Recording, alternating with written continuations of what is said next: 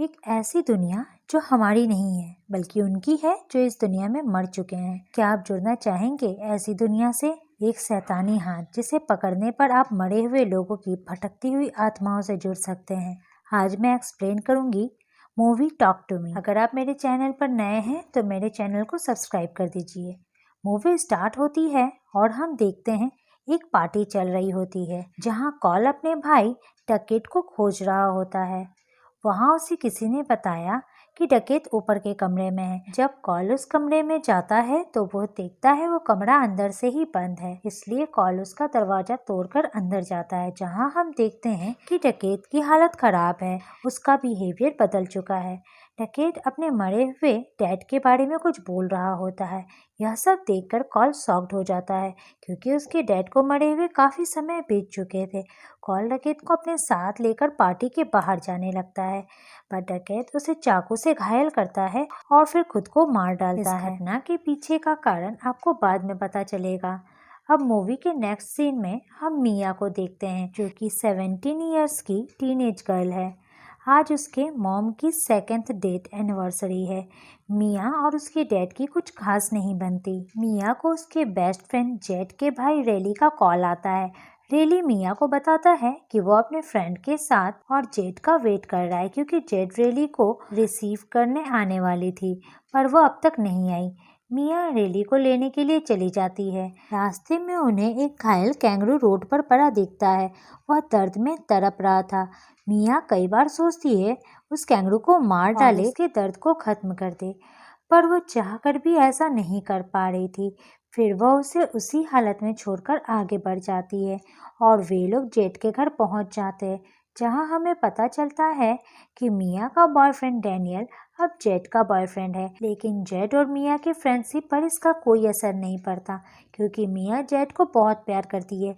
मिया अपने मोबाइल में जेट को एक वीडियो दिखाती है जिसमें एक काली आंखों वाली लड़की होती है, जिसे देखकर पता चल रहा था कि उसके शरीर पर किसी शैतान का साया है। इसके बाद हम देखते हैं मिया, जेट, रैली और डैनियल हार्ले की पार्टी में जाते हैं जहां वे लोग एक गेम खेलते हैं जिसका नाम था टॉक टू मी। वे सभी गेम स्टार्ट करते हैं और सबसे पहले मिया की बारी आती है और उसे एक चेयर में बैठाया जाता है और हार्ले मिया को चेयर से बांध देता है। इसके बाद हार्ले टेबल पर एक कैंडल जलाता है। जॉस उस टेबल पर एक हाथ का स्टेचू रखता है। वे लोग मिया से बोलते हैं कि उसे उस हाथ को पकड़कर टॉक टू मी बोलना होगा। फिर वे लोग लाइट्स ऑफ कर देते हैं। इसके बाद जैसा सबने कहा था मिया ने वैसा ही किया। वो उस हाथ को पकड़कर टॉक टू मी बोलती है, पर तभी हम देखते हैं कि मिया के सामने एक बूढ़े आदमी की आत्मा आ जाती है। वह बहुत ही भयानक दिख रहा था। मिया उसे देखकर डर जाती है और वह उस हाथ वाले स्टेचू को छोड़ देती है। मिया के अलावा किसी को भी वो आत्मा नहीं दिख रही थी। वे सभी मिया को इनकरेज करते हैं कि वह उस हाथ को पकड़ ले। फिर मिया वो हाथ वापस से पकड़ लेती है और अब वो उस हाथ को पकड़कर बोलती है, आई लेट यू इन, मतलब मैं तुम्हें अपने अंदर आने की इजाज़त देती हूँ। इसके बाद हम देखते हैं कि मिया की आंखें काली हो गई है जैसे कि उस वीडियो वाली लड़की की हुई थी और मिया रेली की तरफ देखती हुई वह रेली से कहती है वह तुम्हारे पीछे है और वह तुम्हें पसंद करती है। रेली सभी के साथ बैठा हुआ था। वह हर तरफ देखने लगता है पर उसे वहाँ कोई नहीं दिखता। वह डर जाता है। मिया रेली से कहती है यहाँ से भाग जाओ। तभी 90 सेकंड का वक्त पूरा हो जाता है और सभी मिया के हाथ को उस स्टेचू से अलग कर देते हैं और कैंडल को बुझा देते हैं। इसके बाद मिया होश में आ जाती है और हम रेली को देखते हैं जो कि मिया के बोले हुए बातों से काफी डिस्टर्ब हो गया था। वो रात में अकेले सो भी नहीं पा रहा था, इसलिए वह अपनी बहन जेट के पास जाता है और उससे कहता है कि क्या वो उसके साथ सो सकता है, पर जेट अपने फोन में बिजी थी इसलिए वो रेली को मना कर देती है। रेली इसके बाद मिया के पास जाता है और वहां जाकर सो जाता है। मिया रेली आपस में बातें कर रहे थे। तब मिया उसे बताती है कि वो हमेशा ही एक ड्रीम देखती है जिसमें वो खुद को एक मिरर के सामने देखती है, पर मिरर में उसका रिफ्लेक्शन नहीं दिख रहा होता है। फिर वे लोग उस गेम के बारे में बातें करने लगते हैं और इसके बाद रेली सो जाता है। मिया रेली के सर को सहलाती है। लेकिन हम देखते हैं कि मिया का हाथ किसी शैतान के हाथ की तरह लग रहा था। यहाँ हमें पता चलता है कि जब मिया वो गेम खेल रही थी तब उस शैतान ने मिया को पोजेस्ट कर लिया था और अब इस वक्त वह मिया के अंदर था। इसके बाद नेक्स्ट डे वह सभी फ्रेंड जेड के घर पे जाते हैं। उनके साथ वो हाथ का स्टेचू भी था। वे सभी वो गेम खेलने वाले थे। मिया के अंदर उस हाथ के बारे में जानने के लिए क्यूरियोसिटी हो रही थी, इसलिए वो जॉस से उस हाथ के बारे में पूछती है। जॉस उसे बताता है कि यह हाथ एक स्पिरिट मीडियम की बॉडी से काटा गया। स्पिरिट मीडियम का मतलब होता है वह इंसान जो आत्माओं से बातें कर सकता है। इस हाथ को काटने के पीछे का मकसद यह था कि लोग इस हाथ के जरिए आत्माओं की दुनिया से कनेक्ट हो सके। जेड की मॉम किसी काम से घर से बाहर गई हुई थी, इसलिए वे सभी गेम खेलना स्टार्ट कर देते हैं। सभी बारी बारी ये खेल खेल रहे थे और एक दूसरे की वीडियो भी बना रहे थे। इन सब में उन्हें बहुत मजा आ रहा था, लेकिन जेड एक बार भी इस गेम को नहीं खेल रही थी और रेली इस गेम को खेलना चाहता था तो जेड उसे भी मना कर देती है। रेली उसका भाई था, इसलिए वह नहीं चाहती थी वह कोई ऐसा गेम खेले। फिर वह गुस्से से कमरे से बाहर चली जाती है। डैनियल भी जेड के साथ चला जाता है। मिया पजेस थी, इसलिए वो रेली को यह गेम खेलने की इजाज़त दे देती है।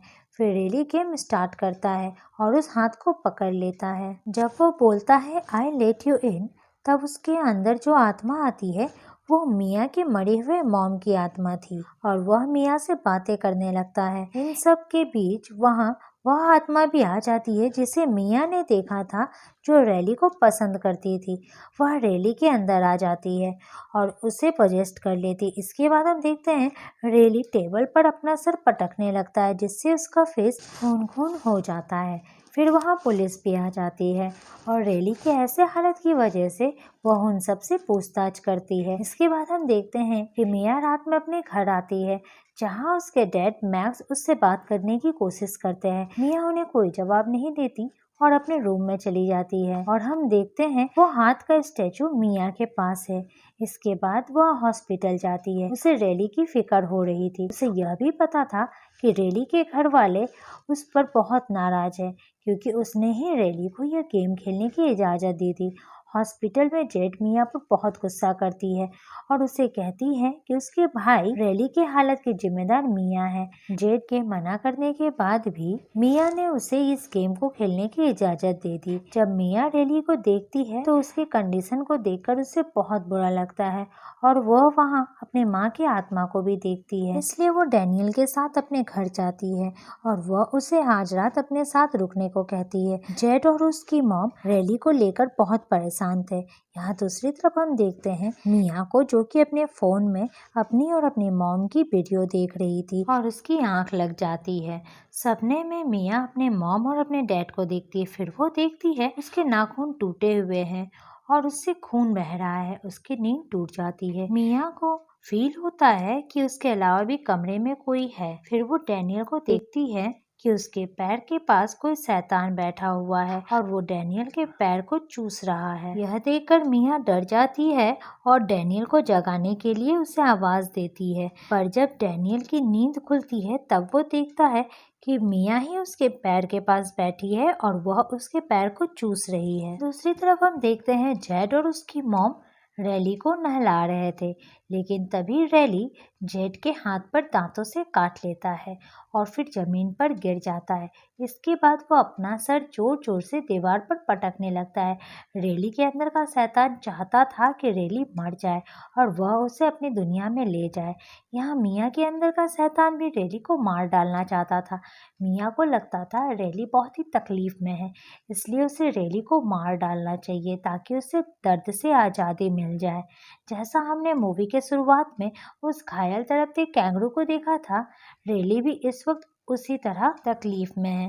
दरअसल मिया के अंदर का शैतान रेली को मारना चाहता था। नेक्स्ट डे मिया अपने फ्रेंड से मिलती है और वे लोग रेली के बारे में बातें करते हैं। वे सभी उसकी मदद करना चाहते थे, इसलिए वे लोग कॉल से मिलते हैं। कॉल वही है जिसके भाई ने मूवी के शुरुआत में खुद को चाकू से मारकर सुसाइड किया था, पर कॉल उन्हें बताता है कि वह हाथ के बारे में कुछ नहीं जानता। यह सभी भी बहुत डरे हुए थे, इसलिए रेली की मदद करने से मना कर देते हैं। फिर हम देखते हैं मिया डैनियल के साथ हॉस्पिटल जाती है। इन्हें लगता है कि उस रात जब रेली गेम खेल रहा था, तब उसके घायल होने के बाद वे लोग हड़बड़ में कैंडल बुझाना ही भूल गए थे।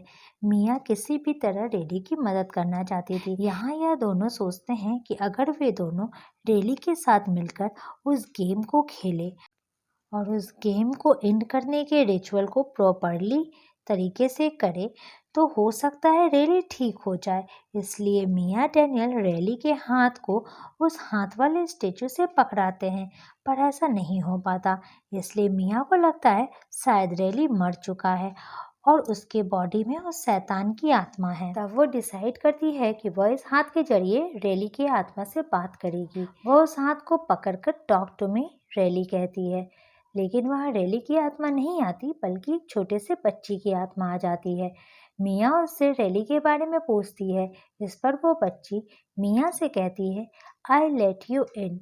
इतना कहते ही वो आत्मा मिया के अंदर चली जाती है और फिर हम देखते हैं मिया एक ऐसी जगह पर पहुंच चुकी है जहां बहुत से शैतान रेली को पकड़े हुए हैं। यह सब देखकर मिया को बहुत बुरा लगता है, वो रोने लगती है। इसके बाद वो अपने घर आ जाती है, जहां मैक्स यानी मिया के डैड उसका वेट कर रहे थे। मैक्स मिया को उसके मॉम का लिखा हुआ लेटर दिखाते हैं, जिसमें उसने लिखा था, डियर मैक्स एंड मिया, आज ट्यूसडे है और मैं काफ़ी दिनों से अच्छा फील कर रही हूँ। मुझे आशा है कि तुम दोनों मुझसे नफरत नहीं कर रहे हो। शायद ये जानकर तुम्हें शांति मिलेगी कि अब मैं बिल्कुल दर्द में नहीं हूँ। यह सब सुनकर मिया रोने लगती है। तभी मिया को उसके मॉम की आत्मा दिखती है। वह मिया से बोलती है कि तुम्हारे डैड झूठ बोल रहे। मिया अपने रूम में चली जाती है। यहाँ हम देखते हैं कि मिया की मॉम की आत्मा रूम के अंदर थी। वो रिपीट करती जा रही थी कि तुम्हारे डैड झूठ बोल रहे हैं। यहाँ मैक्स मिया के रूम के दरवाजे को खोलने की कोशिश कर रहा था। इतने में शैतान मैक्स का रूप लेकर मिया के रूम के अंदर आ जाता है, जिसका फेस बहुत ही डरावना दिख रहा था और मिया पर हमला कर देता है। तब तक असली मैक्स भी दरवाजा तोड़कर रूम के अंदर आ जाता है, पर मिया इतनी डरी हुई थी कि उसे शैतान समझ लेती है। मिया किसी तरह कैंची से मैक्स पर हमला करके खुद को बचा लेती है, पर मैक्स बुरी तरह घायल हो चुका था। उसको उसी हाल में छोड़कर मिया वहां से भाग जाती है और जेट को कॉल करती है। जेट से बोलती है कि वह पेन में है और उसे अपने घर बुलाती है। जेट हॉस्पिटल में रेली के साथ थी, पर मिया के बुलाने पर वह रेली को छोड़कर मिया के घर के लिए निकल जाती है। इसके बाद हम देखते हैं कि मिया अपने घर पर नहीं, हॉस्पिटल के पार्किंग में है। फिर वो रेली के पास जाती है, जहां वो रेली की जगह एक शैतान को देखती है। वह शैतान से रेली के बारे में पूछती है। तब वो बोलता है कि रेली अब हमारा है। वह कैंची से उसे मारने ही वाली थी, पर वहां वो फिर से रेली को देखती है। तब वो रुक जाती है, लेकिन फिर वो शैतान बन जाता है। अब उसे मारने के अलावा कोई और रास्ता ही नहीं था और उसे मार डालना चाहती है, इसलिए उसे व्हीलचेयर में बैठाकर हाईवे की तरफ निकल जाती है। दूसरी तरफ हम जेट को देखते हैं, जो मिया के घर के बाहर होती है और उसे कॉल करती रहती है, पर मिया का रिस्पॉन्स नहीं मिलने पर वह उसके घर के अंदर जाती है, जहां उसे मैक्स की बॉडी मिलती है। फिर वो समझ जाती है कि मिया अपने होश में नहीं है, रेली सेफ नहीं है, इसलिए वो हॉस्पिटल जाती है, जहां वो मिया को देखती है, जो कि रेली को व्हीलचेयर में लेकर जा रही थी। इस समय मिया के माइंड में वही चल रहा था कि वो रेली को मारे या नहीं, जैसे उस कैंगरू की बुरी हालत को देखकर चल रही थी। शैतान चाहता था कि मिया रेली को मार डाले, पर मिया रेली को मारने की जगह खुद गाड़ी के आगे कूदकर अपनी जान दे देती है। इसके बाद हम मिया को देखते हैं, जो कि एक मिरर के पास खड़ी थी, पर मिरर में उसका रिफ्लेक्शन नहीं दिख रहा था, जैसे कि वह सपना में देखती थी। फिर मिया को एक कैंडल की रोशनी दिखती है, जिसके पास एक हाथ दिखता है। मिया जैसे ही हाथ को पकड़ती है, वह एक लड़के को देखती है। वह लड़का उससे कहता है, आई लेट यू इन।